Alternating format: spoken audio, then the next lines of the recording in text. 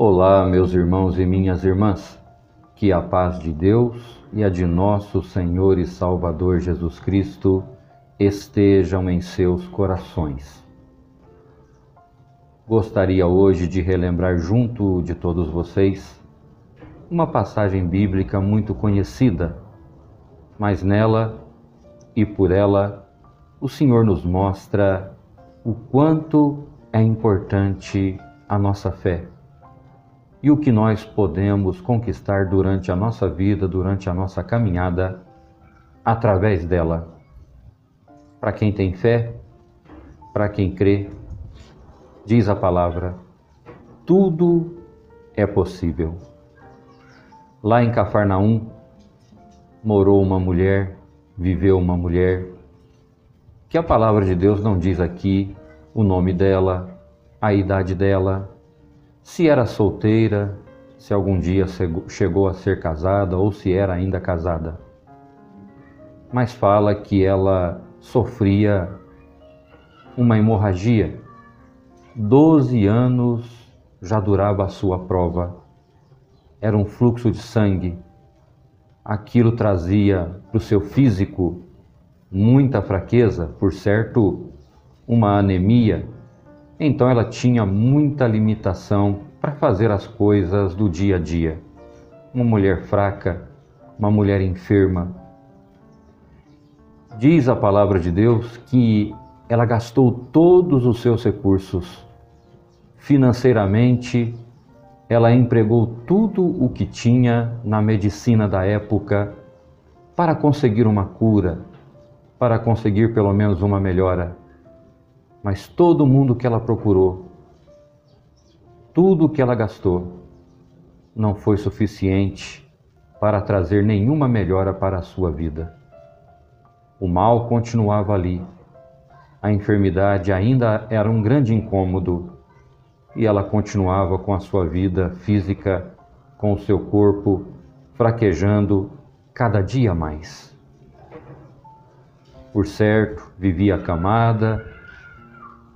Enfim, tinha que fazer um esforço enorme para dar conta da sua casa, para completar a situação de sofrimento, de angústia na sua vida. Também pela lei mosaica, ela era considerada uma mulher impura, não podia tocar em ninguém, ninguém podia tocar nela. Ela estava sujeita a uma norma que era a seguinte: se ela um dia sarasse, ela poderia normalmente voltar ao convívio social. Se ela permanecesse enferma, até a morte ela teria que permanecer isolada, longe de todos, longe do convívio das pessoas. Era assim que era a vida de pessoas que tinham o problema dela. Até os objetos de casa, uma xícara, vamos trazer para a linguagem de hoje, uma colher, um garfo. Tudo que ela tocava ficava impuro. Ninguém podia tocar o que aquela mulher tocava. Era muito triste isso. E outra coisa, se tinha que ficar isolada, então, publicamente falando, essa mulher não podia ter nenhum tipo de aparição, a não ser que, em algum dia, ela escondia isso e saía sem ninguém saber, né? Mas é claro que ela não fazia isso. Mas, irmãos, eu creio que toda prova, toda luta, todo momento difícil pode ter um fim. É por isso que a gente não pode desistir. A gente percebe nessa mulher, pelo que vocês vão ver aí conforme a nossa narrativa, que ela gastou tudo, ela perdeu tudo, mas no seu coração permaneceu e prevaleceu a fé. Então, o importante na nossa vida é termos uma fé. É acreditar que por mais que as coisas estejam difíceis, que lá na frente tudo pode ter uma reviravolta. Essa mulher não desistia, dá para perceber aqui. só pelo fato de procurar a medicina, insistir, tentar fazer alguma coisa, ela não deixou de lutar. Por um meio ou por outro, ela não deixou de acreditar na sua melhora, no resgate da sua saúde. Fazia 12 anos que ela estava daquela maneira, mas não era uma doença de nascimento.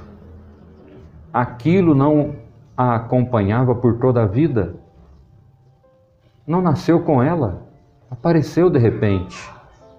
E ela acreditava que mais cedo ou mais tarde ela poderia ter a sua saúde resgatada, ou por Deus através da medicina, ou por Deus através de um milagre, ou por Deus através de uma medicina, ou por qualquer outro meio que surgisse ali. Mas ela tinha esperança, ela sabia que um dia ela poderia ficar bem. É o que eu transmito para você. Um dia esse mal que está na tua vida vai passar. Essa fase pesada vai terminar. Essa noite escura vai dizer adeus. E um novo dia cheio de luz vai chegar na sua vida. No seu coração, você carrega bons desejos. E eu quero ter uma certeza muito grande que Deus tem se agradado daquilo que você quer, daquilo que você deseja, daquilo que você almeja para a sua vida. Nunca perca a sua fé.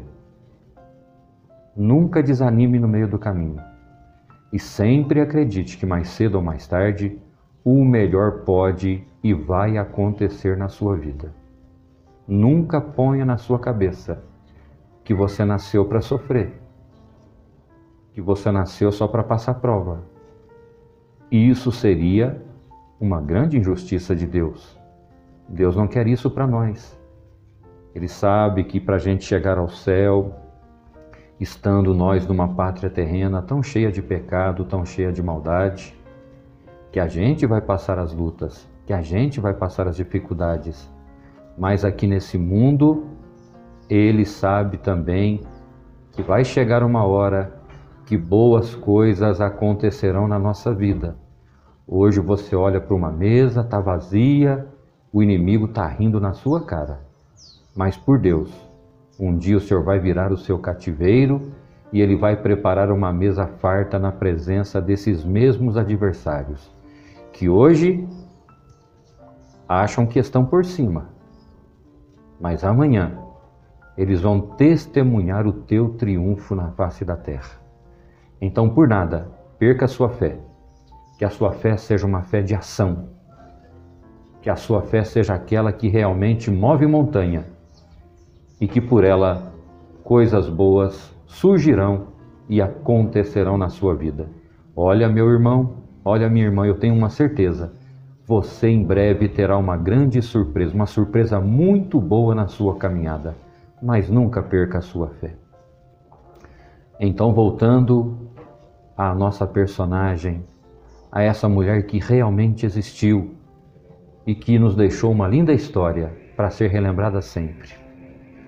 Um dia ela ficou sabendo que Jesus Cristo estava em Cafarnaum, que Ele estava ali pela Galileia. E ela ouviu que Ele fazia muita obra e ela acreditou que nele estava a solução para o seu problema. Ela acreditou que por Ele haveria um fim à sua prova, à sua enfermidade. Ela fez um diálogo, ou ela teve um diálogo consigo mesma. Talvez ela decorou uma conversa. Eu vou me encontrar com Jesus Cristo. Eu vou contar para Ele a minha história, falar o que eu tenho, o que eu estou passando por causa disso.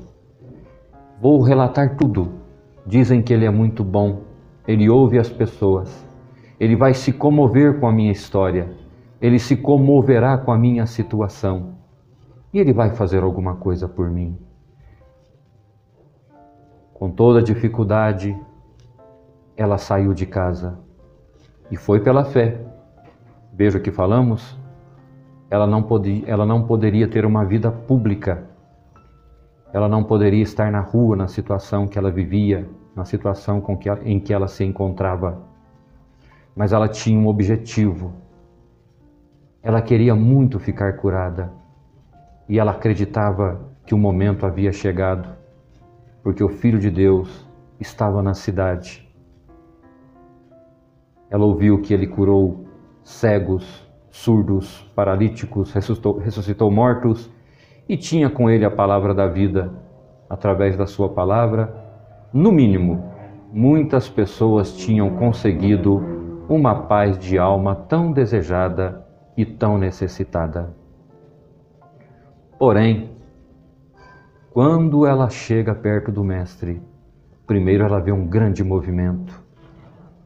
Pessoas tropeçando uma na outra, se empurrando, e o Mestre andando até com alguma certa dificuldade.